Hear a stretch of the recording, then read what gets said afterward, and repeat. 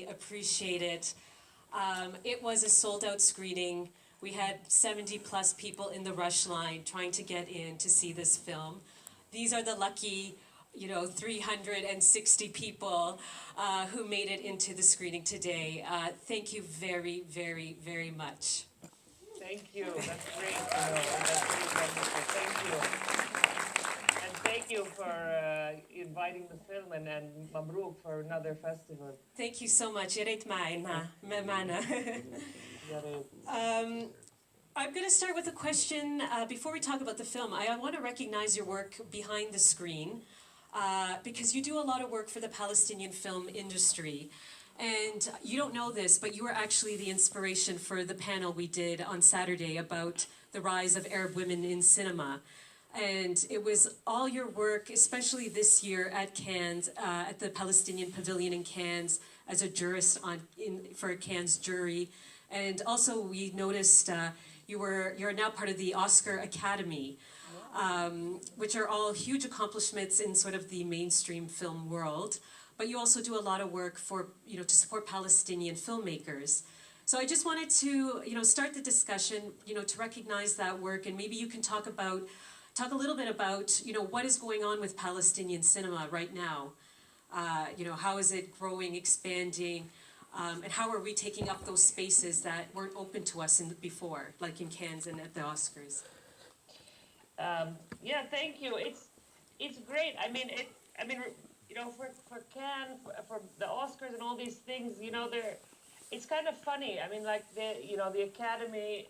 I think that they inviting me this year, but also inviting a lot of non-white people, a lot of women, a lot of directors and producers and film industry workers from many different places internationally is a move on their part to finally not be such a old boys club and such a white boys club.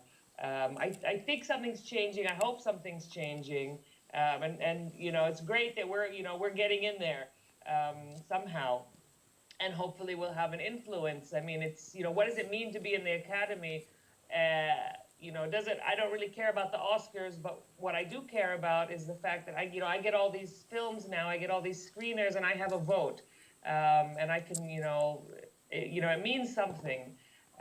So hopefully things are changing. On that level, hopefully, Cannes is becoming a festival that also includes more, women. Anyway, we'll see.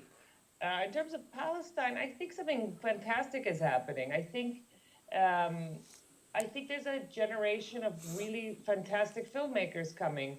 And I work with a lot of those people. I know some of them. I get sent sort of, short films or, there's something happening, and I think there's a whole wave of new filmmakers coming, and they're really fearless. I think they're trying new things. I think they're really experimental. I think they're really pushing the limits. I think they're really asking us questions, our own audience, and taking things to another level. I think in a few years, we're going to really see the results of those films and those new filmmakers who are also, with the digital age, able to make films, better, more cheaply, and so it's more possible because you don't have to wait years and years for funding and finding the equipment, because it's becoming more simple. And I also want to acknowledge the project you have in Bethlehem with your house, Dar Jasser. Can you talk a little bit about that?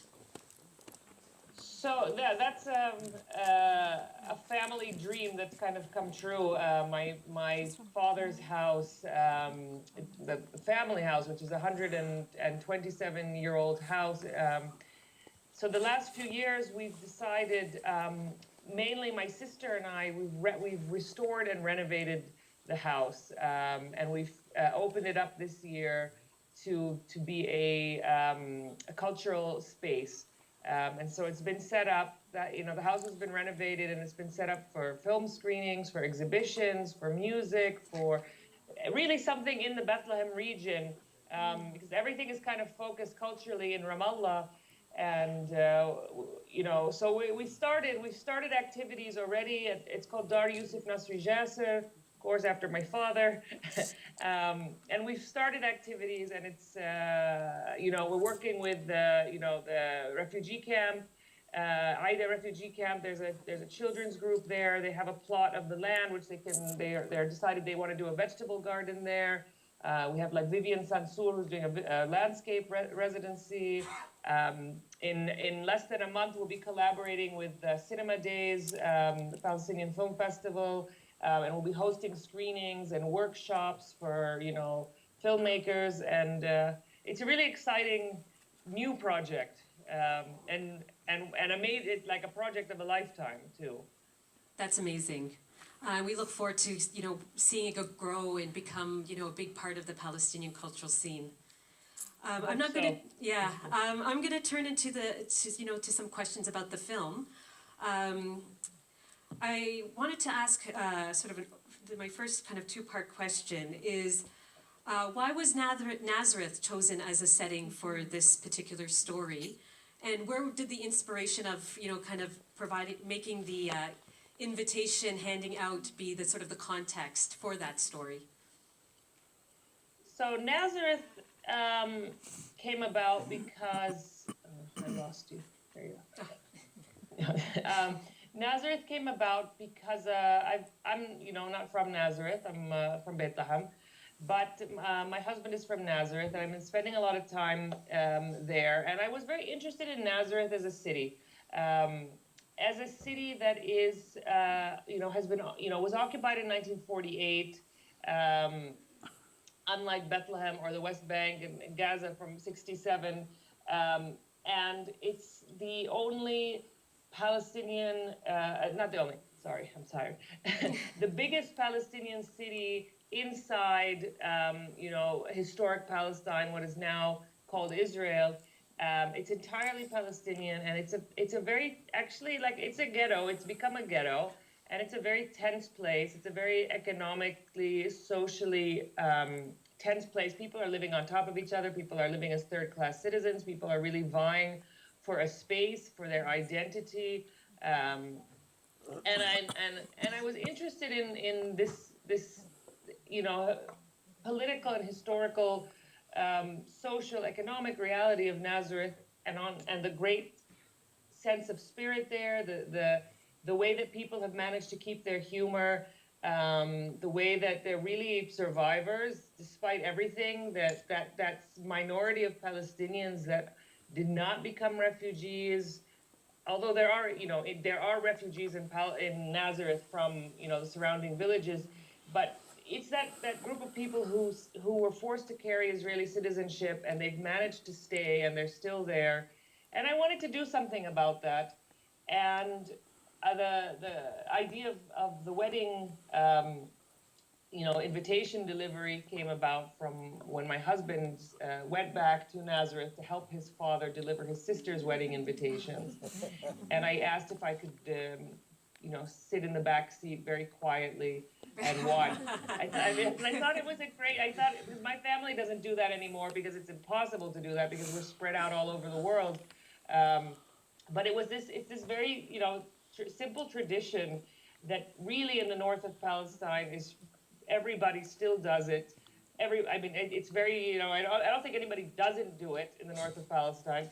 And so I thought, it's a great way to see the city and to see a relationship. And I just followed them. I just sat there with them for 5 days as they traveled around. And they split up the place. They had the day they did the villages next to Nazareth, the day they did, the north of, this side of town, and it was like, I started developing the idea for the story then. It's not about them. I have to always say that. It's not about them. Not about my husband or his father, and his parents are happily married, and it's fiction. So who is where did the conversations, the inspiration for those conversations? Because I think everybody's had them. We've all heard them, about, shiddi halak, and, the food, and people want to sit down, and I don't want to talk to you, and someone puts you on the phone with someone. I mean, those were all conversations we've all had. So were they inspired by what you were seeing in this back seat, or were they Mohammed and Salah Bakri's real life conversations, or talk about the dialogue, because it was very natural. Yeah, it's some of it is a little bit is what I observed, or what I took poetic license. A lot of it is just personal. It's my family, my conversations. My father had a friend who was a lawyer and who came to dinner one day, and my father suddenly revealed to me that the man thinks I'm a lawyer because my father told him I was a lawyer. And he was kind of like, could you just play along with it? And I was like, wait a minute, I'm not a lawyer. I don't know anything about law, And he said, well, yeah, but when you were little, you wanted to be a lawyer. You always said that. And so I told him once, and, halas, he was happy. And just make him happy. He's very old, just make him happy. So it's a mix of different things. I was attacked by a bird in a house, myself. I was Shadi in that scene. A bird that never attacked anybody, just, attacked me. So it's a mix. And then, where it gets really, personal, not, they're acting, but Saleh and Mohammed, the last scene, especially when they have that, that big blowout between them. I mean, when I wrote the script, everything that is scripted is basically what you have seen. But that last scene, we worked on that a lot, because that had to be really raw and really real and really, painful. And I wanted them both to just push themselves to the limit, to really push each other, and get it out there. So we did a lot of improv on that scene, and we got that scene up on his feet. We did a lot of improv.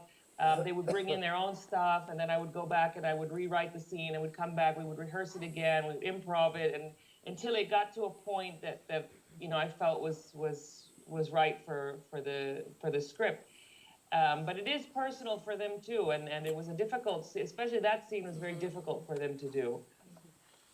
I wanted to talk a little bit about the technique, the fact that you used comedy to tell this particular story. I mean, your other films are not comedies, but the audience here found a lot of the scenes and lines incredibly funny, and I think partly because they were so real. So can you talk about just the use of comedy in telling a Palestinian story? I mean, I think I like comedy, and I think actually other films do have the comedic elements, maybe, not as much as this, I mean, for sure. But when I wrote this, I wanted to have all that humor in there, and that, the humor that's also about, what they say, what they don't say to each other, what they want to say, but I think, when I first premiered the film, when a journalist came up to me and he said, you made a comedy. You keep calling it a drama, and it's a comedy. And I was like, I don't think it's a comedy. I mean, it's I don't know. So some people have called it a comedy. I mean, I think it's a drama with comedic elements. But I have to say, that it's also very interesting how the humor plays out for different audiences. It's nice to hear that people laughed tonight. Of course, I think there's a lot of Palestinians and Arabs in the audience, so they Are there? Are there? I don't know. Are there? But I've also found that the film plays really well in a lot of Mediterranean countries. I think there's a Mediterranean humor. I mean, we played really well. The humor played really well in Lebanon.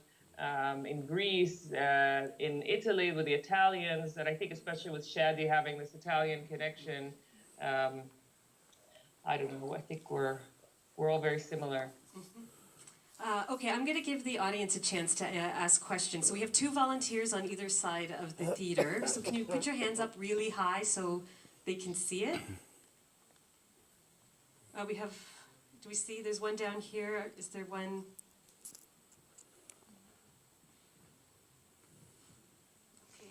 I am a Palestinian, and I have a question.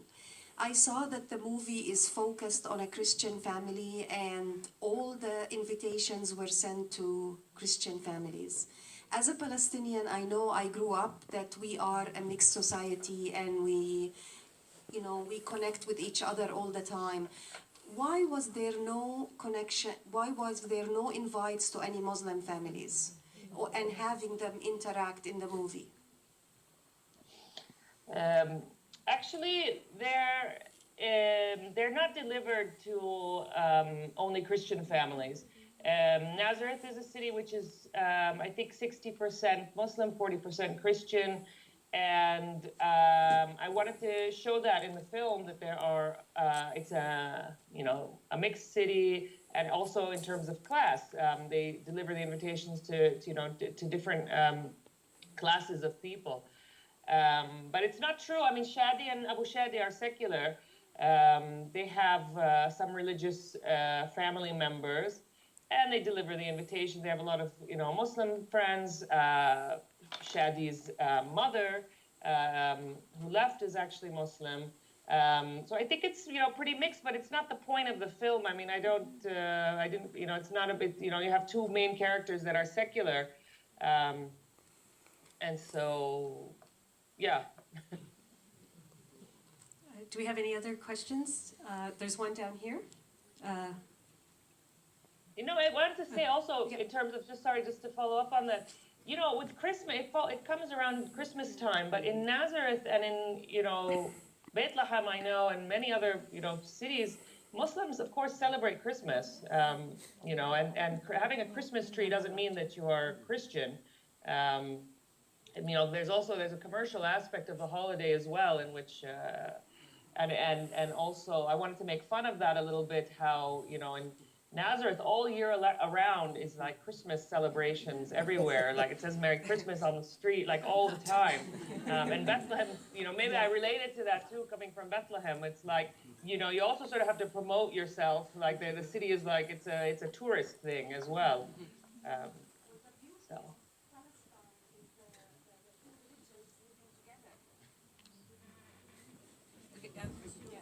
No, I understand where you're coming from, but as a Palestinian growing in Palestine, I knew we were one. And that's the only thing I missed in the movie. That's, walking to every house with a Christmas tree. I would have liked to show the West that we are one. People put us out there that we separate between religions. And in reality, Palestinians are one.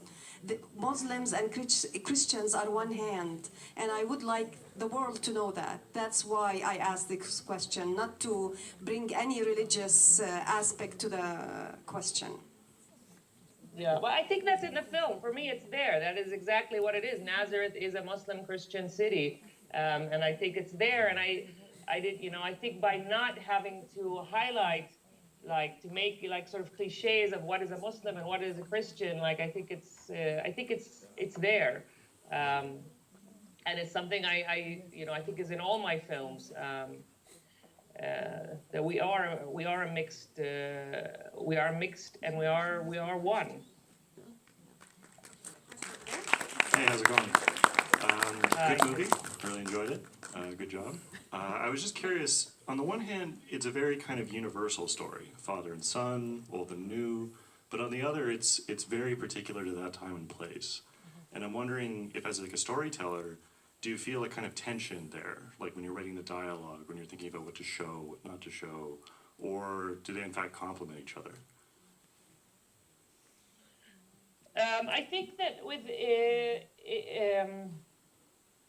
let me say, it is a tense place, and it's something that I thought about a lot, and in writing it and constructing it, the fact that also it's about being in public space and being in a private place, like the father and son who haven't had a chance to say a lot of things to each other, and they're in this car, and they have to. The father especially has like a sort of performance he does in front of the community. He's a man who feels very humiliated somehow by his community, by what his wife did, and the fact that this is the man who's given up everything for family, and now he doesn't have a family. And he also, like, he's not a liar. Like, he doesn't, you know, he says a lot of white lies, we can call them, but he's not a liar. I mean, all of it comes from a place in which he just sort of wants, really, truly wants people to be happy, and to, like, not to upset people. Like, you know, like, even with Nada's, you know, Shadi's girlfriend's father, he keeps complaining about him, but then when he talks to him on the phone, you know, he lets him believe this, he sort of gives him the fantasy that he wants, which is what Abu Shadi always does. So you know, I don't know if I'm answering the question. I don't know if I really understood the question. It is 4 a.m. I totally understand the feeling. Okay, can we take, there's 2 last questions right down here. And those we'll let poor Anne-Marie go. It's super late. It's okay. Or early now. I don't know what it is It's anymore early. for you. There's no point in going to sleep now. I'm just, now I'm up. Hi, thanks for everything. It was a great movie and we enjoyed it very much. I'm Palestinian. I grew up most of my life in Palestine. I lived half my life there and half in Canada, and I'm almost 50, so I lived my youth and my college years in Palestine, and then I came here. Now, just a comment. Actually, I have a comment and a question, if that's okay. The comment first about what a lady said about the mix between why the movie she thinks maybe lacked that element. I actually loved that it wasn't visible element to say this is Palestinians and we're Muslim Christians and we get along. To me, that goes without saying, because I grew up there and I know what it is, and that doesn't need to be said. Second, I loved it because I always felt that there is a religious aspect to the conflict in the eyes of the West. Somehow, like there's Hamas, those terrorists, those Muslims, they try to actually manipulate the situation and add that religious element to it. And the world needs to know that. It has nothing to do with religion. The conflict in Jerusalem and Palestine, it's about human rights. And it's about Israel getting away with those atrocities that they would never get away with anywhere else in the world. And they try to spin religion on it. Religion has nothing to do with it. It's about real estate, really. That's what it is. So having said that, I felt frustrated, to be honest with you. I enjoyed the show. It was amazing, the movie, the work. But I felt frustrated. I wanted to see, there's a huge problem that I believe there's such disconnect between the generation of that father and the new generation, because I experienced it with my own daughters here in Canada. I feel that those 2 generations needed to have more understanding of their own struggle. The father, to me, he's steadfast, he's there no matter what, I'm not leaving, and I am forced to deal with it because he's under the occupation. Now the son is very frustrated of his father's choices, and I felt at the end I expected more of that dialogue to show them understanding each other's points of view, and I felt it was lacking. Was that a huge part of your movie? You wanted to see that disconnect between those 2 Palestinian generations and their struggle? Okay, thank you. Yeah, of course, I absolutely agree with you. And that's why, I mean, the thing is not religious at all. The conflict is not at all religious, and that always gets enforced on us. So thank you for that. Regarding the generational conflict, I mean, I think there's a lot that, you know, that of course those who know Palestine understand about Shadi and Abu Shadi and why there's that tension between them. And also it's important to know that, you know, Abu Shadi is also, like, he's steadfast, yes, and he's still there, and he said, you know, that comes out at the end. But what's important also is that, you know, why is he that way? He's also afraid. I mean, at the same time, like, Shadi sees his father as somebody who is afraid.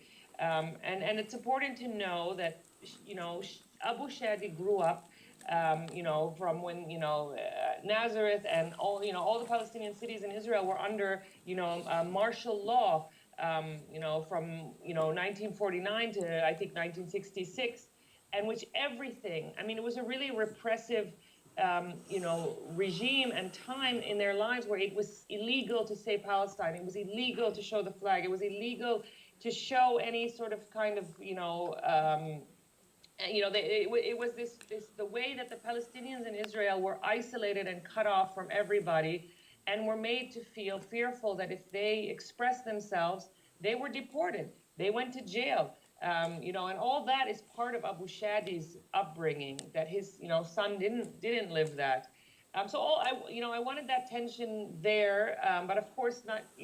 Couldn't. You can't say everything and put it all there. It makes the background of who they are. But at the end, I have to say, it's supposed to be a moment where really these two men who have made different choices in their lives really find, I didn't want to have an answer, a solution, and what's going to happen? Is the mother coming back? Are they finally, our father and son, is Shadi going to spend Christmas with his father? Is we don't know what's going to happen next. And it wasn't important. What I really wanted was that last scene to be this really sort of Zen moment between the two men. The scene is in two shots, when Shadi comes into the house and then when Abu Shadi comes into the house. And I have always imagined it in the way I felt it, which is a kind of Zen moment, this sort of yin-yang between them, and that the two of them together complete each other. They're pushing against each other, but actually they are complete in the end. And they might not agree with each other, but they have both agreed to respect and recognize the other person at that moment. Finally, just to be, and to be open. And they're sitting there at the end outside on the balcony, and Shadi, despite all of this, stuff with Italy and everything, he's just a kid from that neighborhood. And he's back home, and that's, and he's a lot like his father. He keeps saying that he, respects his mother, and his mother is, great because she did all this, but actually he's a lot like his father. And I just wanted this sort of a moment between them where they really just, they come together without having a very clear resolution, because I don't think we have a clear resolution as Palestinians yet, and we still have a lot of tension and a lot of, unresolved stuff between us, and of course politically, we're still fighting for our liberation, and I just wanted that moment just to end like that.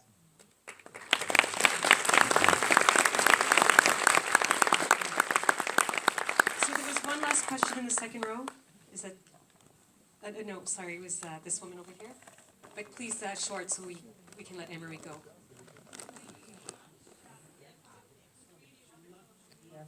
I'm sorry. I'm loud because I'm a teacher. I watched once you came to South Carolina, Columbia, if you remember, you screened a movie, so I was there. Oh. And I'm so happy because I know from about the director is cinematography and everything. There is lots of change from the work you did before, especially when it comes to improvisation, and I felt that realistic element. So when you were told that there's that comedy part, that's the realistic part about it. And I'm sure especially the Palestinian or the Arab audience here have felt this. It's just very, I'm from Syria, but still, we relate. Just there, I felt like real lahm udam conversation, it's like blood and flesh. So, you answered the question I wanted to ask, which is about the last scene. I was curious to know why you wanted it to end like that. I wanted, as an audience, to see more of Amal, in a way, more of the women's conversation there, involvement in a way. You spoke about this, but if you just highlight a little bit more at the very end of it, why you chose it to be like this, and is it because of the Zen moment of the film? And thank you for the cinematography, the sound effects, everything was just wonderful. Shukran for staying till now with us. Shukran, thank you. I don't think I have anything more to say about the end. But it's the Zen, like I said, and it's the fact, the steadfastness of the fact that they are there. They're just there in their place, and both of them feel at home at that moment, and they are home.